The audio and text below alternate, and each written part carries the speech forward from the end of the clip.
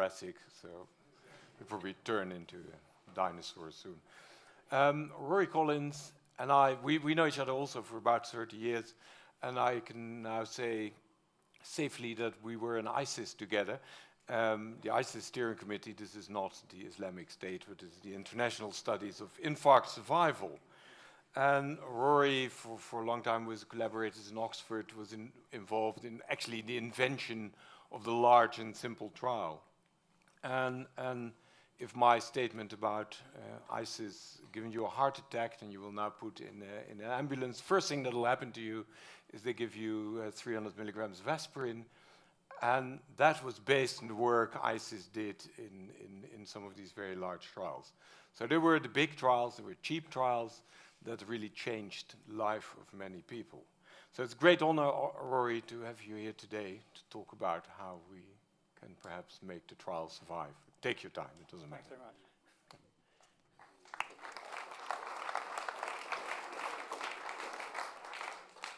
Actually, coming from Brexit Britain, being in the same room as something that is gone extinct is rather unnerving. But I'll do my best not to be put off.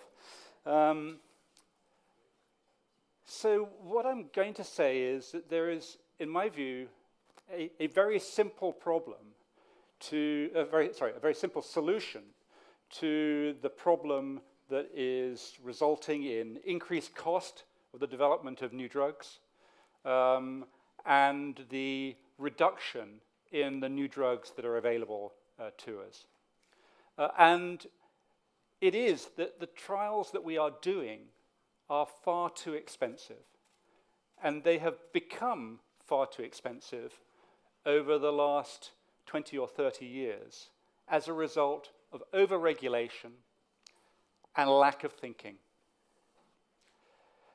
So my kind of thesis will be really summarized on this first slide, and then I'll try to go into the detail that supports it. The increased obstacles, the delays, getting regulatory approval to do a trial, the costs of the trials, is moving people away from using randomized controlled trials. Austin Bradford Hill introduced the randomized trial in the 1950s. It revolutionized our ability to evaluate the efficacy and the safety of treatments. And what we've done over those last 50 years was very good for a while, but in the last 20 years, we've pushed people away from trials. And so there is this push towards the use of big data. The idea that you can avoid doing randomized controlled trials, but you can take databases of drugs used in ordinary practice and work out what happens. This is what's sometimes referred to as real-world evidence, which it has the same meaning as post-truth. It's not real-world, and it's not reliable evidence. But it's a drive that's occurring due to over-regulation. This regulation is distorting the research agenda, reducing creative collaborations with industry and academia. When I started, I worked with Adam. We worked as collaborators. Now, academia has very little involvement in determining how trials are done by industry. We've seen there are fewer new treatments being developed by industry, but also academic trials have become very much more difficult to do. So the trials are the treatments that people have all the time, both of drugs and of interventions. One of the very common intervention that's done of ablation for atrial fibrillation, there is no evidence that it does anything other than line the pockets of the people who do it to their patients. And yet, it is done because it's become so much more difficult to do academic trials. And what we've seen in the research that's done is more and more focus on complying with the rules, in ticking the boxes. Since all this regulation has come in, we've had some major disasters in Northwick Park and in France. And when they've done investigations, all the rules have been complied with, other than the most important rule, and that is to think. Because the tick box stops you, that tick box mentality stops you from actually thinking about how to do things properly. So this is a position paper from the European Society of Cardiology in 2013. This is an august organization. You expect them to have very kind of moderate language, but they come up with regulatory barriers to properly conduct clinical research in Europe currently abound, and it can be mind-bogglingly difficult to conduct clinical trials. I have no idea how that translates into Dutch, but in Britain it means, these guys have really got quite annoyed by how this is preventing good research. And what is the key to this problem? The key to this problem is a shadow organization that you've never heard of, that has closed meetings that you've never been invited to, called the International Conference on Harmonization. I kind of think of it a bit like SMERSH. Was that the thing in James Bond? This kind of thing up in an eyrie, in a Swiss mountaintop that controls how the world acts. It's called ICH in medical research. There's a complete lack of transparency. Who decides at ICH about the rules that they put in place for good clinical practice guidelines? Neither good, nor clinical, nor practical. How does one influence this organization? Who knows? Who are they? So, about 30 years ago, the regulators were approached by industry, and industry said, look, we want to do trials, but we want to do trials where we do it once, and then everywhere in the world you will accept these rules, what we've done. So they got together with the big regulators, the US, Europe, and Japan, and industry and the regulators came up with a set of rules. They didn't mind how complicated they were, or even how stupid they were. All they required was one set of rules. If you complied with them, then you would, at the end of your trial, you would go through the same review at all of the places. No patients were involved in these rules, no academics. And over the last 20 years, what they've generated is very good evidence that they don't work. That they actually have adverse consequences, not only adverse in terms of reducing the number of trials done, but also actually not addressing one of the problems they wanted to address, which was about improving safety. If anything, they've done the opposite. And that's not just my conclusion, that is actually their conclusion now, after 30 years. And they have proposed an amendment which was going to be attached to their current rules that actually contradicted their current rules. So the question then would be, how do you interpret it when you've got two sets of rules that they're providing to you? They weren't going to change the original. They were just going to give you an alternative to make it even more complicated to interpret. So what's the problem with ICH-GCP guidelines? Well, fundamentally, they're not based on an understanding of randomized controlled trials. I mean, that's the main problem. They're not working well for the trials for which they were developed, that is, drug registration trials. They created, as you've seen, unsustainable costs, wasteful practices, poor quality. Here's a very recent example from March of this year. PCSK9 inhibitors are fantastic, the poster boy for genetics of identifying a target in 2003, into large-scale trials in 2013, and the wrong answer in 2017. Because it was so expensive, they spent $1 billion on a single trial. They had 28,000 patients followed up for only 2 years. Why only 2 years? Well, because 4 years would have been $2 billion. Because they wanted to be first on the market. The problem with being first, if you're wrong, is it has a really adverse effect on public health. Now, with PCSK9 inhibitor, it's a cholesterol-lowering drug, and we know from a huge amount of evidence that if you lower cholesterol, then there's a lag. It takes a year or so before you start to see the benefit. So if you have a 2-year trial, the first year, nothing's happening. The second year is where you see things happening. So in a 2-year trial, you'll see half the benefit of actually using this treatment properly. And that's what they managed to show. They underestimated the benefit of lowering LDL cholesterol. And most importantly for them, there was no difference in mortality because they hadn't allowed the trial to go on long enough to demonstrate that benefit. This is a direct consequence of ICH-GCP.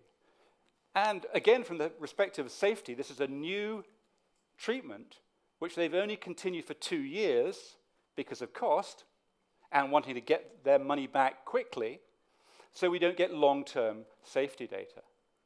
Now, not everybody has lost out. CROs have done very well, thank you. So in 1990, when ICH was formed, in 1995, when they published their guidelines, there was really no CRO industry. So the CRO industry has done fantastically well. But at what expense to public health? The thing about drug development with this leaky pipe is it's a bit like buying a lottery ticket. If you want, you do all the good science, you do this fabulous science, and you hope that you've got it right. But when you go into the later stage trials, there's a lot you don't know. And it's clear, it's very, very difficult to predict both the efficacy, but more importantly, kind of off-target safety effects. You only get that when you do the later stage trials many times. So if you want to get new drugs, you have to buy more lottery tickets because there's a high amount of probability of chance in whether you make the right choice. So if it costs you too much to buy 10 tickets and you only buy one, you're kind of flipping a dice, flipping a coin, and picking that one. Whereas what you'd really like to do is pick all 10. So if you could reduce the cost tenfold, reduce the chance element, you have a much better probability of getting success at the end of the day. It got worse. So this was a set of rules set up for registration of new drugs. And then everybody said, hey, they know what they're doing. Let's apply them to every clinical trial. So the EU regulation on clinical trials has said the quality standard for all clinical trials done in Europe is the ICH-GCP guidelines. Any trial, academic trial, not just commercial. The Gates Foundation in developing countries requires compliance with ICH-GCP. Now, Gates has got lots of money, so the trials funded by Gates, okay, they can afford that. But the effect on all of the other research clinical trials done in other parts of Africa, of Gates saying that's the standard, is everybody else thinks that's the standard. So in resource-poor places, this is really destructive. And as I said, finally, even ICH has realized its guidelines are not right. So they've now issued a detailed plan for revision of the guidelines, but again, no involvement of patients, the public, or non-industry trialists. Why not? Why not? They've seen the damage they've caused. Why don't they bring in people who might help them next time around? And I just wanted to give you, that's my polemic, if you like, but I'll give you some examples. One of the biggest costs of late-stage trials is people getting on aeroplanes. They fly around the world, and they visit hospital sites. And they walk in, and they wander around the site, and they look at it, and they go to the clinic, and they review how the trial is being managed in that site. It's been estimated that for the kind of late-stage trials, maybe up to a third of the cost. So if it's a $1 billion trial, $300 million on people getting on airplanes. Not only is it environmentally unfriendly, but it's actually not effective. So what are the things they do? They check people's CV. and whether or not they've gone through GCP training. I have not gone through GCP training, thank God. They review the consent forms. So, if someone had been sitting, ticking and signing 300 consent forms, they wouldn't know whether the process had been done properly, just has the box been ticked. They check the things they can check. Are the non-critical blood results, or the routine concomitant meditations recorded, or the unimportant adverse events? They do what they can do, not what is important. Are all the letters filed in the filing cabinets? Are all the pills accounted for? None of this stuff is important, but it's important to them because it's things they can do. You've got on the plane, you might as well do something. So we need a much more efficient strategy. And what I like to do is a kind of thought experiment. What happens if Austin Bradford Hill had the idea of randomized trials now? How would we invent randomized trials now when, we can ask patients directly to say how they're feeling or whether they've gone into hospital without seeing them? Where when the data are recorded in a clinic, they go straight through to the center. And so you don't have to go to the sites. In fact, you shouldn't go to the sites. What you should do is be smart. Look at the data. It's incredibly difficult to make up data. So it's actually very easy statistically to detect made-up data by analyzing the data that comes in. And there are very good examples in the literature where people have gone to sites where they thought there was a problem, they've said, no, it's all fine. You've done central statistical monitoring and you found that it's not all fine. So it's a very sensitive way. You use the data to detect deviations from what you would anticipate based on the way in which data form, the variation, the skewness, and also the other sites. So here's an example. What we're looking at here is the duration of the different visits. Because it's a computer system, you know when the visit starts, you know when it ends, and you can see a few sites that are different. Now, they may be different in a good way. They may have come up with a smarter way of doing it, but they're different. It allows you to target your assessment. And then direct your visits to particular things to see if there is a real problem.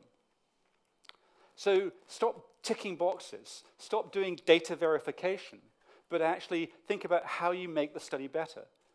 And again, one can use electronics to not ask people to remember what a protocol says, but actually have the electronics be the kind of protocol electronic.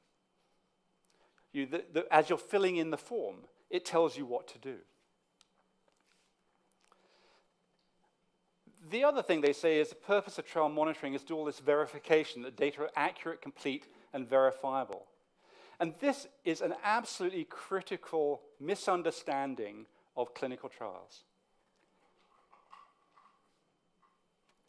Reliable data, high quality data are not the same thing as a reliable result.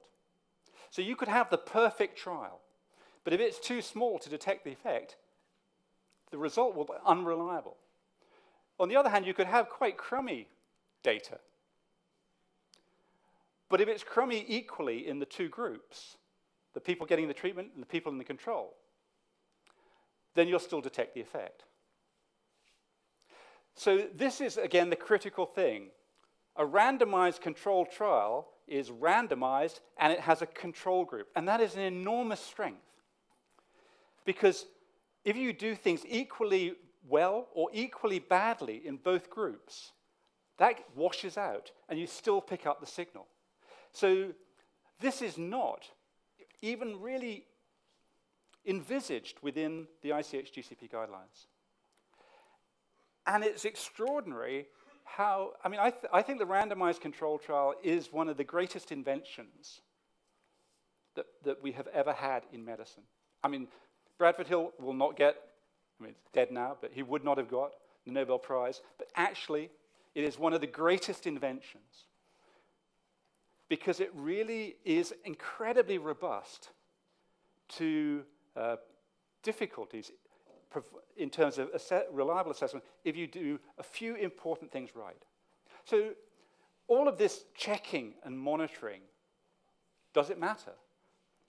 So when you go to the sites and you look in the forms and you say, well, you know, in the clinical record it said that they had some angina and you haven't ticked angina, does that missingness matter? And the fact is it doesn't. So here are some made-up data. Let's take a trial of 20,000 people. Let's have reality be that 1,000 of them would have died in the control group. Treatment reduces that by 20% or so to 800. That's the truth. So missing events are real events. So missing events would also be reduced by treatment. So if we add them unevenly distributed with that 20% reduction, if we miss 10% or even 20% of the events, we still pick up that 20% reduction. And the Z-score there is a way of saying p-value, so this is a highly significant difference, and because it's not reducing, its statistical significance has not been materially affected, even by this amount of missing data. One of the other major elements of clinical trials is adjudication. So people say they've had something, the doctor records they've had something, and then the clinical trials group don't believe them, ask them to send them the clinical records, and then they independently assess whether or not they've had that event. Huge amount of work, particularly international studies. You know, my Chinese is not up to much, so I get the Chinese clinical records over. They have to be translated. They have to be made sure they're blinded. And then I or my colleagues assess whether or not the person has had a heart attack. ICH, the regulators have been spending the last couple of years talking about what is a heart attack for the adjudication in clinical trials. And the answer is, it doesn't matter. So again, let's take my made-up data. Let's add 10% of false heart attacks to each group. They're false, so they're not affected, so they're evenly distributed. 20%. I still get my 20% reduction. I still have my same Z-score, my same statistical significance. We can get rid of all of that. So, you know, we get rid of the visits to the centers, the air miles, the clinicians poring over clinical records. We halve our costs. But that was made-up data. What about real data? So here's a trial we did in the UK of cholesterol lowering. 20,000 patients. The bottom line, 2,765 patients in the control group had a heart attack, stroke, or a revascularization. 2187 in the treatment group, a reduction of about 23%. These are the data that were recorded, and I'm sorry if you're not used to these kinds of figures, but the solid vertical line indicates no effect. To the left of the line indicates that there's a reduction in the treatment group. The bigger the square, the more events it's based on, and at the top you can see the effect on coronary events, non-fatal heart attacks, and coronary deaths, then strokes, then revascularizations. So this is just what was reported by the clinic nurses in the sites.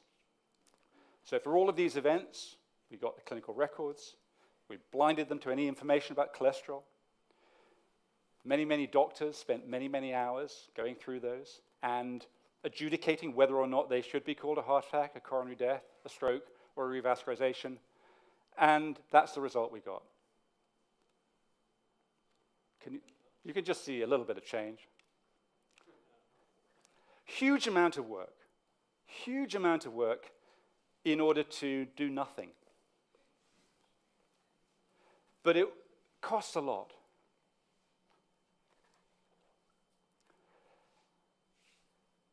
And then the other major activity in randomized controlled trials, the thing that the regulators get really worked up about, they have a set of guidelines on safety monitoring. So in a trial, if somebody has an adverse event and the doctor or the patient think that it's due to the drug that's being tested, then there are a whole set of rules about how quickly it has to be reported to the regulatory authority. If it's fatal, within, I don't know, 24 hours. If it's serious but non-fatal, then 48 hours. If serious, non-fatal, and, I don't know, 1 week. I mean, I can't remember, and don't bother to try to remember the rules. But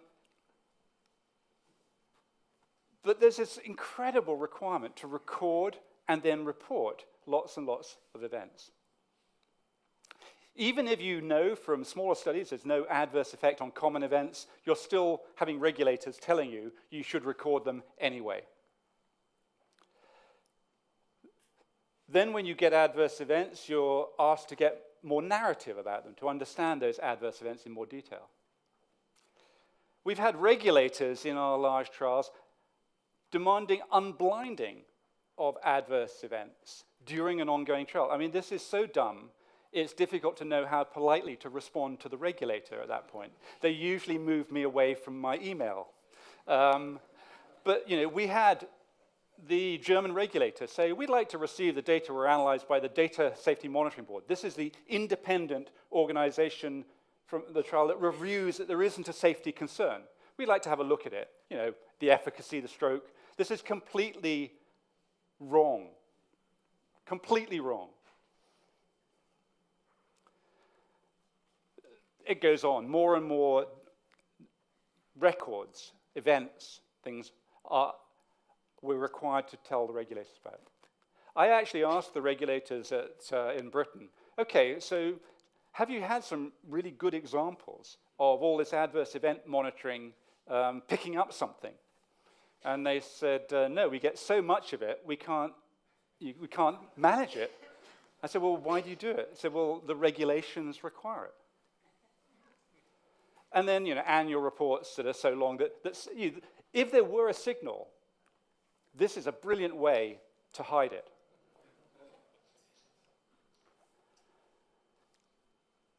This is the one they get really worked up about. So you're doing a randomized control trial. So you have people who get the active treatment, people who have dummy treatment, and the patient comes in and says, I've had this serious event. I've had a, I don't know, kidney failure. The doctor thinks, could this be due to the drug? Well, the rules say, you know, if it's considered with a reasonable probability to be due to the drug, you have to say it is a suspected, unexpected, it wasn't an anticipated side effect of the drug, serious adverse reaction that is likely to be due to the drug. You then tell the coordinators, they then unblind the trial for that patient. If they're in the placebo group, you don't tell the regulator by regulation. You only tell them when it's in the active group. So we have a randomized control trial where we throw away the control data by regulation and only tell the regulators about these events that are attributed, with no evidence, to the drug. That's not a smart way of helping them to pick up safety signals because we've got rid of the control. And you know, it doesn't require randomized control to do it. Most of the time, most treatments are either useless or partially useless. I mean, we don't get big effects much of the time. That is true both for efficacy and for safety. But the thing is, for common outcomes, a moderate adverse effect is actually much more important in public health terms than a big rare effect. Because if it's rare, it's rare. So, you know, you even have a 10-fold increase in a rare outcome. A 20% proportional increase in a common outcome means a lot more people are harmed. And this is, again, not being monitored by the safety regulators. They're only got a system for picking up the big, rare effects, of course, if they could see them in the slew of data that is coming in. So here's another example of a trial we did. This is a drug that's 50 years old, niacin. I should say the maker of niacin in the US wasn't too pleased with this result. But it's an interesting circumstance because niacin almost not used at all in Europe. Very commonly used, at least before these results came out, in the US. It was a $1 billion drug, and largely from one company.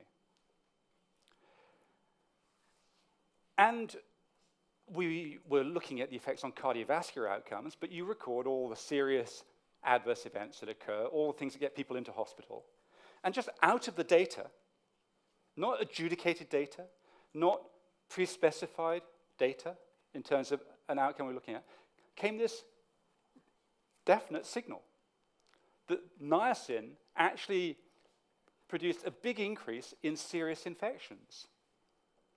A big, I say, 20% proportional increase, the kinds of reductions in vascular mortality we see with statins that I showed you earlier. But in absolute terms, a drug that's being used by millions of people, that means that quite a lot of people over the last 50 years that this drug has been used have gone into hospital with serious infections. None of that picked up by pharmacovigilance, this sort of, if you think it's due to the drug, let us know, regulatory approach. Similarly, an even bigger proportional increase in serious bleeding. He bleeds in the brain, bleeds in the gut over the last 50 years, only detected by doing randomized trials, not by pharmacovigilance, not by the reporting we were required to do in the trial. And this is the point. Most of the time, the benefits and the hazards are moderate. And for that, if you want to pick up moderate effects, you need to randomize and you need to compare it with a control group, not throw the control group away. And the best way of doing that is what we do routinely in randomized controlled trials. We have this concept of, particularly the late stage trials, an independent group, a data monitoring committee that's independent of the investigators that is looking at the unblinded data as the trial goes on. And they are in the best position to look at the totality of the evidence, the balance of benefits and risks, not this reporting of uncontrolled suspected adverse events. But data monitoring committees are not even covered in the ICH-GCP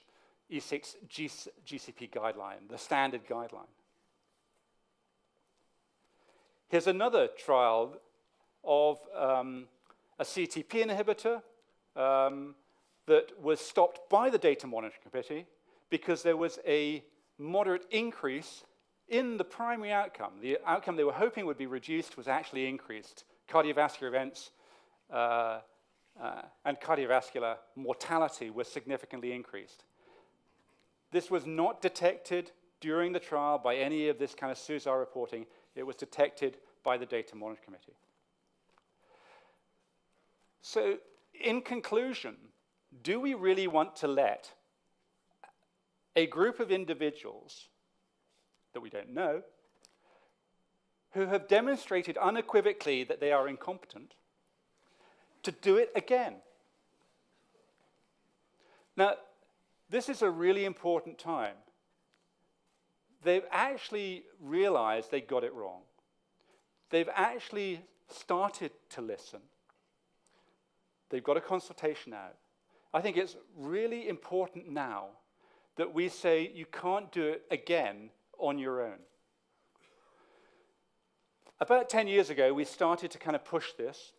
We had a meeting in the US in Washington, D.C., because Washington, D.C. is where the FDA is, and the FDA has some really brilliant people involved in the regulation of trials. They have real public servants there who have been a force for good, people like Bob Temple, and most recently, Rob Califf as the commissioner. And as a consequence of that meeting, the FDA set up and funded what they call the Clinical Trials Transformation Initiative. And this has actually had a positive impact. It brought together everybody, the regulatory authorities, industry, patient groups, societies, even the CROs, along with the academic institutions, and they worked out much better how to do trials. The impact was a series of recommendations on improvements, quality by design, focusing on what matters, that were then first implemented by FDA and now by other regulators. People like Fergus Sweeney in the EMA have helped to move that along. And I think we now need to build on that. We need to generate a kind of a public pressure to ensure that the next 20 years are not like the last 20 years. So we are starting a campaign involving academics, the industry, the regulators, clinicians, patients, and the public to try to think, if we invented randomized trials now, how would we do them? How do we focus on what matters so that we do get more new drugs, so that we do find out whether what we're doing now in hospitals is actually beneficial or not? Thank you very much.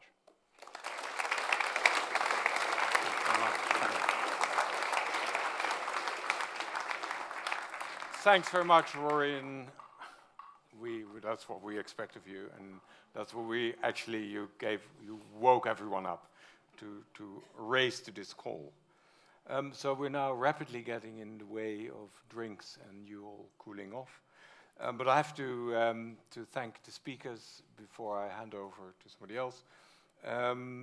You've been taking us very fantastic way through the different thoughts around trials and around development of new drugs, and we're very grateful to you.